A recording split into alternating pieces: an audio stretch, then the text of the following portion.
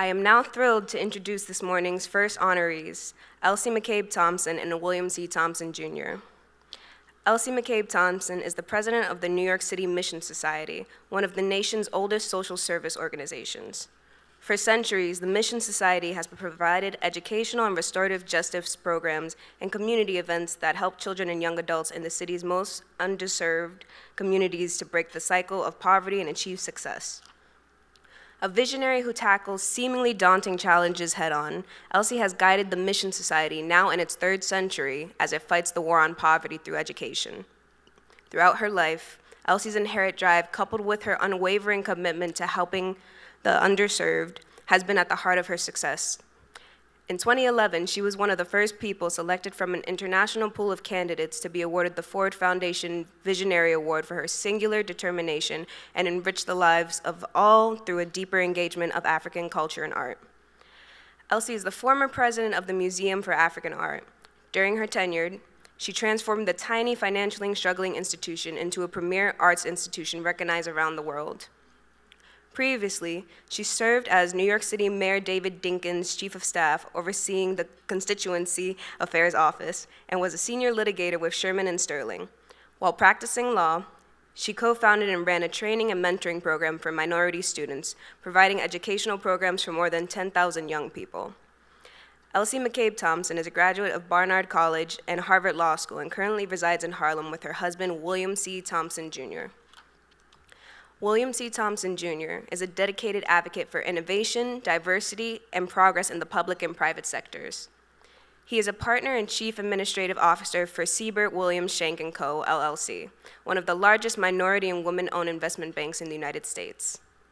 A proud product of the New York City public school system, Mr. Thompson has distinguished himself through 3 decades of service to the people of New York City. A graduate of Tufts University, he served 5 consecutive terms as the president of the Board of Education for the City of New York. In this role, Mr. Thompson led a reformed agenda that resulted in improved student achievement and greater public accountability. Mr. Thompson was elected New York City Controller in 2001 and re-elected in 2005. As custodian of the city's portfolio of pension funds, Mr. Thompson has invested hundreds of millions of dollars in affordable housing in New York City and shown a serious commitment to fostering opportunities for women and minority-owned firms to conduct business in the city. He is currently the chairperson of the board of the City University of New York since June 2016. CUNY is the largest nation's urban public university, a transformative engine of social mobility that is a critical component of the lifeblood of New York City. Mr. Thompson is currently a member of the Mount Sinai Health System Board of Trustees. Please join me in congratulating both Elsie and Bill on this much-deserved award.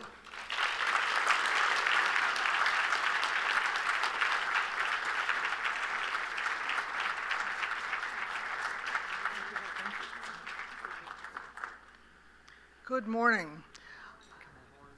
Thank you to the Mount Sinai board, all of you, and thank you in particular to a woman who I've actually seen walk on water, Dr. Angela Diaz.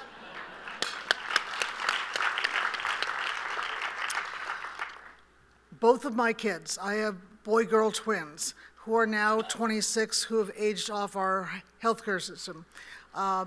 But the day that they were eligible to start going to Mount Sinai to see Dr. Diaz, we started.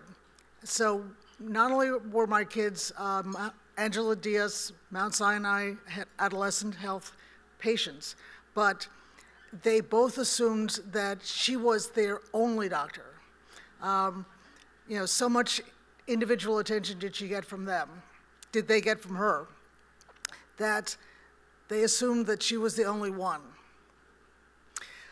Both of my kids are neurodivergent, and like me, because they're my kids, they are different. So Eugene was apoplectically scared of injections.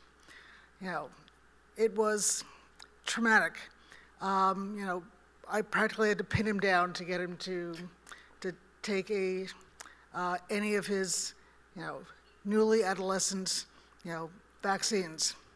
But he survived, and they were incredibly patient.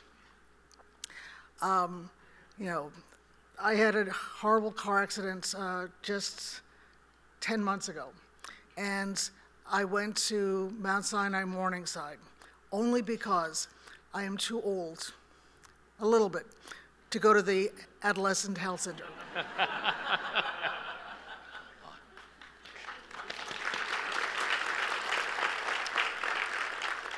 Again, we would just both like to say thank you to the Adolescent Health Center, what it has meant in the lives of our kids, what it means for so many others, and it will be great to see this named after Angela.